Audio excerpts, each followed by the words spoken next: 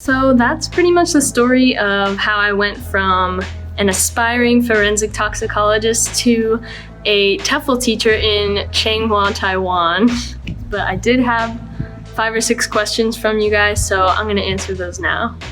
So Jenna asked me, what has been my biggest culture shock so far? And I think 100% it's just insane waking up in your bed one day and then the next day you wake up and step outside your door and everything is in Chinese and you can't read anything. You can't like talk to anyone in English. So I think the language barrier has been the biggest culture shock. I've definitely gotten over that. Like, I don't get anxious just walking down the street and being like, Chinese everywhere.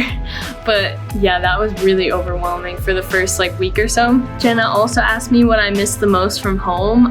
Obviously Taco Bell. Also Rafi asked me, is there any bachata in Taiwan? So sort of going with what I miss the most. I miss Latin dancing so much.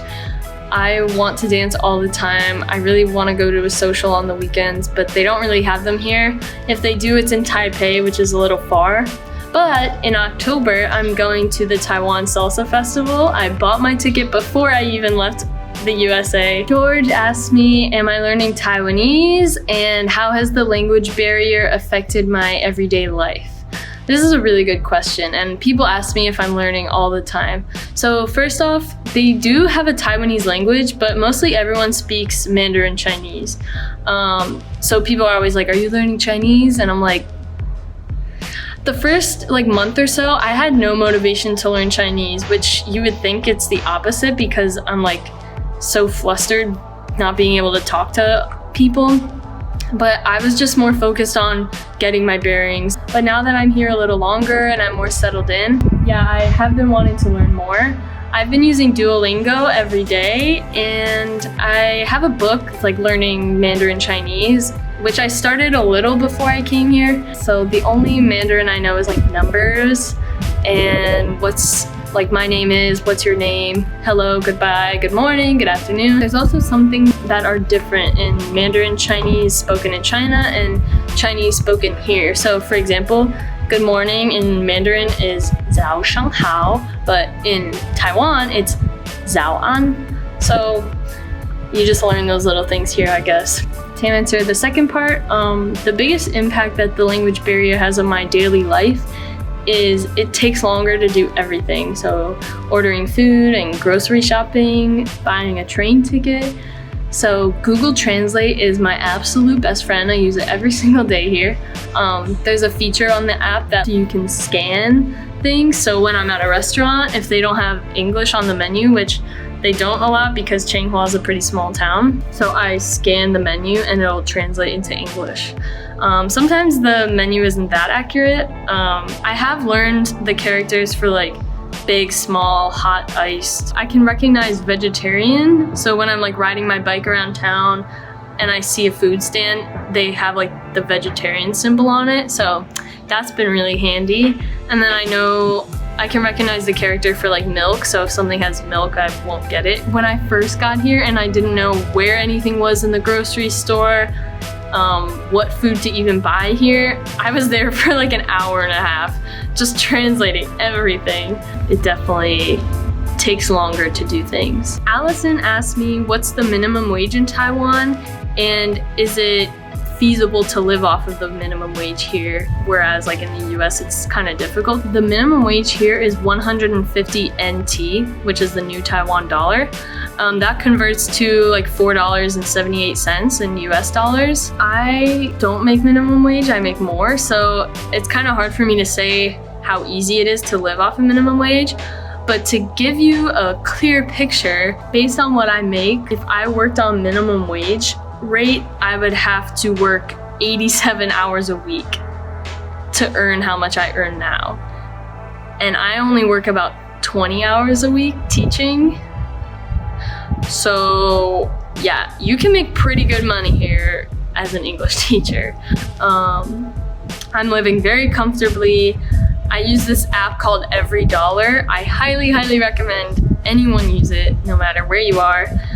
you create a budget for yourself. Before the month, you put in how much you're expecting to earn, and then for each category, you put how much you'll spend. So for example, my phone bill is like 1,000 NT, my electricity is maybe like 2,000 NT. So I put in all those things, and then as I spend throughout the month, I enter every single item that I spend on. So that's also another reason I came to Taiwan, is a big ability to save money, and very low cost of living, but high quality of life. Katie asked me, what has surprised me the most about living in Taiwan? So I have two things that I think surprised me the most. The first is how eco-friendly I think they try to be here. So in the grocery store, it's like given that you're going to bring a reusable bag. So every single time I've gone to the grocery store, well, they ask me in Chinese, but I know what they're saying. They're like, do you have a reusable bag? And I'm like, yes. So, and they actually will charge you sometimes if you don't have a reusable bag. So I think that's really good. It's also normal to use like reusable straws here too. Yeah, so I think that was one of the most surprising things, but also one of the things I like most about Taiwan. And number two is they have no sidewalks here. So you walk in the street, you ride your bike in the street, like with traffic. So I remember the first day, like walking in the street, I was like the Mr. Krabs meme, like so terrified I was gonna get hit by a car, but now I'm used to it. And when I FaceTime my mom, she's like, get out of the street. Paige asked me two questions. Her first question was, how hard was it to make friends? It actually hasn't been very hard making friends. I think the two biggest ways I've made friends are through my coworkers. My school company, Neuralink English Academy, is a chain, but I'm at the biggest location. So a lot of people come like for training, and we have 9 teachers. Like some of the schools only have maybe 2 teachers.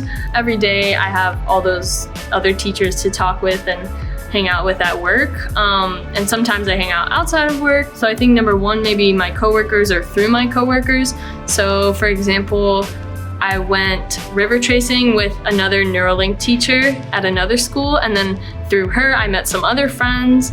So just like mutual friends is a big way to make friends here. And number two, online. So my best friend that I made here, she's from Changhua, Taiwan. I met her on Instagram just by searching like certain hashtags and liking her pictures, and so we started messaging, and now we're best friends. And also some apps like Bumble, like there's an option on Bumble to have like BFF, because there's date and BFF, so you can use either one. So I've used Bumble and Tinder just to meet new people. And the last question, also from Paige, is do you ever have trouble communicating with your kids, like my students? This is a really good question too. I was a little bit worried about this before coming here, even though in the TOEFL course they teach you how to communicate with kids who don't speak your language, but I actually don't have that hard of a time communicating with them. There's 2 types of classes in my school. So some kids come 4 times a week and some kids come 2 times a week. So the kids who come 4 days a week are really good at speaking English. And I don't really have trouble communicating with them at all. And they make me laugh a lot. They say funny things. Like this one student went on a rant about how plastic is bad for the ocean and how we shouldn't use it. And I was just like, so they honestly impressed me with their English abilities. I think the biggest hindrance with communicating with my kids is not their lack of English abilities, but them not having enthusiasm. So some kids, they just don't want to be there. I mean, it's school. Especially the older kids, and it's hard to hold class with kids who don't talk back to you when you're trying to ask them questions and get them engaged, and they just sit there like. So yeah, that's the hardest part, not so much the English barrier. But it is a challenge to sort of like dumb down your English, because we use so many tenses like future tense, past progressive, present progressive, whatever. So we're used to just using that all the time in our daily language and talking fast and mumbling. So you really have to like tailor the way you speak to your kids, speaking more clearly, speaking slower, trying to use like just the simple tense. And that was also a challenge for me during my practicum too, which I think having that experience helped me do that. I think it's actually not been that hard communicating with my students. And some days when I'm teaching, I'm like, wow, this is so fun. I'm really lucky to be a teacher. And it's a cool job, definitely a cool job, better than most, I would say. Again, with that gut feeling, I just have been feeling that I want to start a YouTube channel to talk about my experiences, vlog the places that I've been traveling because it's so cool. Talking about personal growth, personal accomplishments, personal struggles that come with being a teacher, being a foreigner, all those things, and hopefully inspire you guys to take a risk that you deep down know you want to take but are afraid to, or inspire you to travel.